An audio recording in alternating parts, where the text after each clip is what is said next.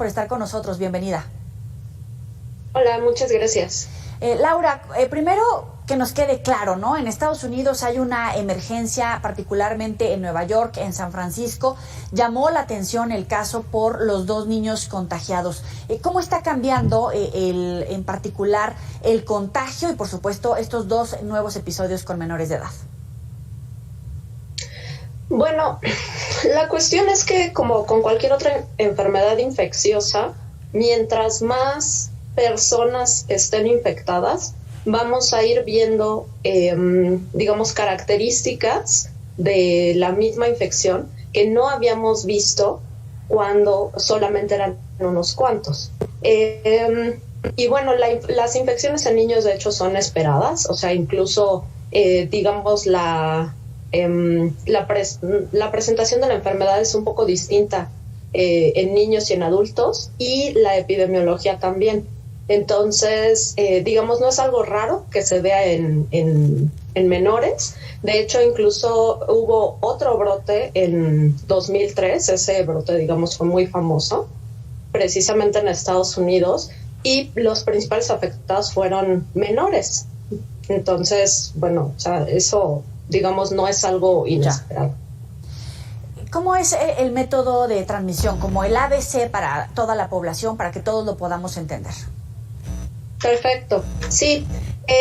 Bueno, los métodos de transmisión básicamente son 3. El primero es a través de contacto con animales infectados. De hecho, esta originalmente es una zoonosis, es decir, justamente eso quiere decir, se transmite de ciertos animales al ser humano, digamos de primates no humanos. De hecho, por eso se llama viruela símica o viruela del mono. Uh-huh. También puede ser por ratas, ratones, conejos y perritos de la pradera, que precisamente fue el foco de contagio en 2003 en Estados Unidos.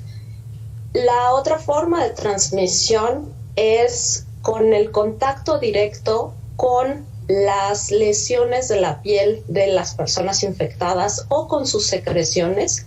Esto es muy importante tomarlo en cuenta, porque el virus puede permanecer viable en superficies, según reporta la CDC, hasta 15 días.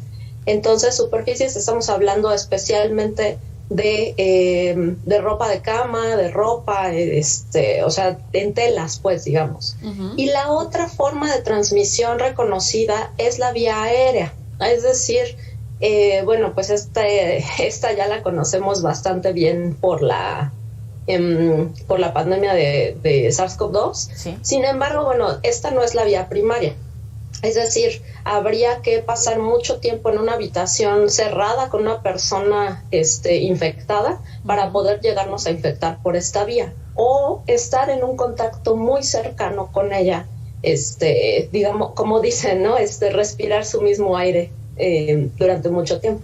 En este momento en México no estamos en la situación que enfrenta, por ejemplo, Estados Unidos, particularmente en Nueva York, San Francisco, como lo veíamos hace unos momentos. Sin embargo, ¿cuáles son las medidas que deberíamos de comenzar a tomar frente a la cercanía que tenemos precisamente con Estados Unidos?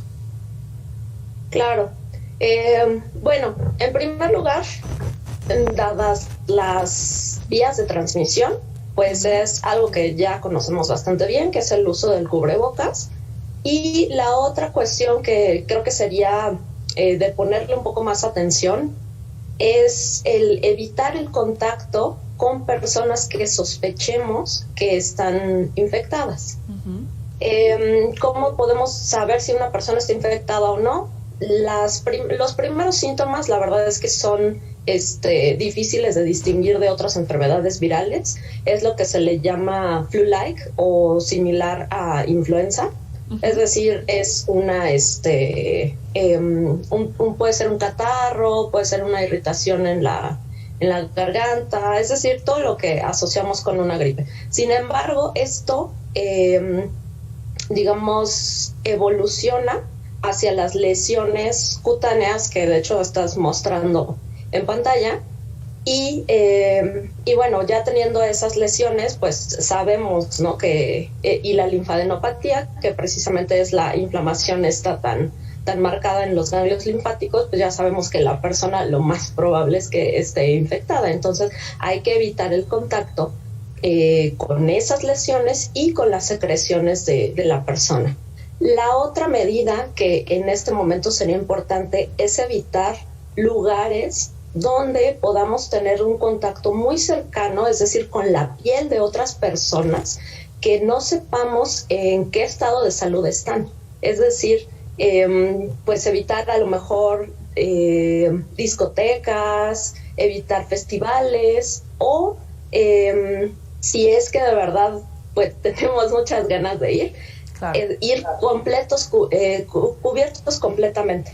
Oye, Lau, pero precisamente de los primeros casos que comenzamos a conocer era de hombres que habían acudido a una fiesta, me parece que en Europa, y después comenzó a esparcirse, y a partir de eso se creó como toda una versión del método de contagio y los potenciales contagiados, por supuesto. Sin embargo, con esto que nos mencionas, cualquiera puede quedar expuesto. Hay que quitarle un poquito también del mito y, sobre todo, caer en los hechos científicos. Sí, totalmente. Estoy completamente de acuerdo. No hay que caer en la discriminación de ciertos grupos. Uh-huh. Desafortunadamente, sí los reportes, algunos reportes o una proporción importante ha sido en hombres que tienen sexo con otros hombres. Esto no quiere decir de ninguna manera que ellos tengan un factor en particular que los haga vulnerables a esta infección. Cualquier persona puede contraerla. Simplemente, bueno, pues, o sea, hubo ahí alguna dinámica en donde se facilitó la transmisión del virus. Uh-huh. Pero sí, digamos, desde el punto de vista científico no podemos decir que, no sé, tienen una mayor cantidad del receptor para el virus o que tienen una enzima especial que permite la entrada del virus a las células. No hay nada de eso. Uh-huh. Ahora, en este momento es solamente una epidemia, no ha llegado a la categoría de pandemia, me corrige si estoy equivocada. ¿Qué tendría que pasar si realmente va a llegar a esa escala? Porque obviamente están los focos rojos, pero parece que se está conteniendo. ¿Dónde estamos parados? Claro. Pues mira, actualmente lo que tenemos es un nivel de emergencia importante declarado por la Organización Mundial de la Salud.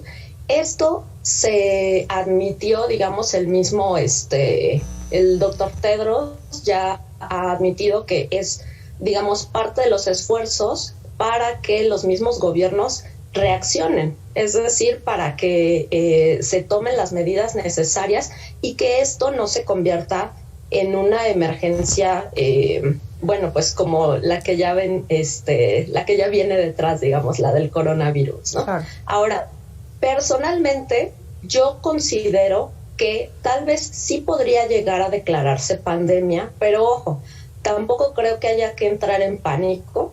Todavía, por lo menos, no hay evidencia para que tengamos que entrar en pánico. ¿Por qué?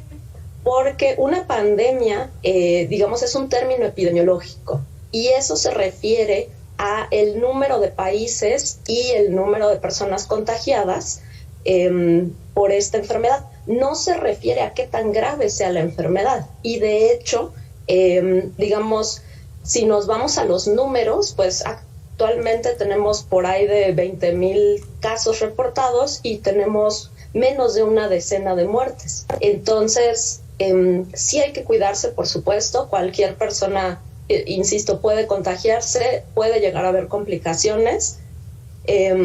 Pero no estamos ante las tasas de mortalidad que veíamos con la COVID-19 al inicio. Hablemos de las vacunas, de los mitos y las realidades. Sí, mira, hay 3 vacunas. Una de ellas está, digamos, aprobada precisamente para en contra del virus de la viruela símica. Se habla de que esta tiene una efectividad de 85%, pero esto, bueno, la cuestión aquí es que ni las vacunas ni los antivirales que hay son, digamos, de amplia distribución. Entonces, tampoco hay que confiarse en eso. Es decir, apenas me parece que el día de hoy o ayer en Estados Unidos se dijo que se va a producir un lote de 800,000 vacunas, que pues realmente es poco. Yo espero que llegue a la población, digamos, a los sectores poblacionales estratégicos, que tendrían que ser personal de salud, por supuesto, que tendría que ser esta comunidad de hombres que tienen sexo con otros hombres y idealmente niños. Entonces, yo pienso que no tenemos que correr todos a tratar de irnos a Estados Unidos para vacunarnos, otra vez, ¿no? Como sucedió al principio con las vacunas, para la COVID. Uh-huh. Tendríamos que esperar, idealmente, que los gobiernos hicieran un plan de vacunación estratégico para grupos estratégicos y así poder contener el brote. Y obviamente nosotros pues tenemos que poner de nuestra parte para digamos para detenerlo, ¿no? O sea, las medidas estas que acabo de mencionar. ¿Cuáles son las consecuencias, desde las más básicas cuando uno está contagiado hasta obviamente las más graves? Hay incluso casos en donde se han reportado fallecimientos. Sí, claro. Sí, mira, las más básicas son estas lesiones cutáneas, ¿no? Máculas, pápulas, las costras, etcétera, ¿no? Es decir, esta presentación es autolimitada. Eso quiere decir que se cura sola. Sí, la persona pues probablemente va a pasar entre 2 y 4 semanas bastante incómodas, pero al final esto se va a resolver. Ahora, las complicaciones pues sí pueden ser desde afectaciones respiratorias, puede haber encefalopatías, que eso ya es grave. Y sí, como dices, sí hay casos fatales. Afortunadamente, de las 2 cepas que existen de virus de la viruela símica, parece que la que está actualmente siendo responsable del brote es la que tiene una tasa de letalidad menor, es decir, de alrededor del 1%, que no es ni siquiera lo que estamos viendo. Pero bueno, sí, por supuesto que puede resultar fatal. Te agradezco muchísimo, Laura Díaz Álvarez, maestra en Ciencias en Enfermedades Infecciosas, por estar aquí con nosotros para la auditoría de Mega Noticias. Muy buena noche para ti. Gracias. Gracias a ti. Ya sabe que puede recuperar estas y otras entrevistas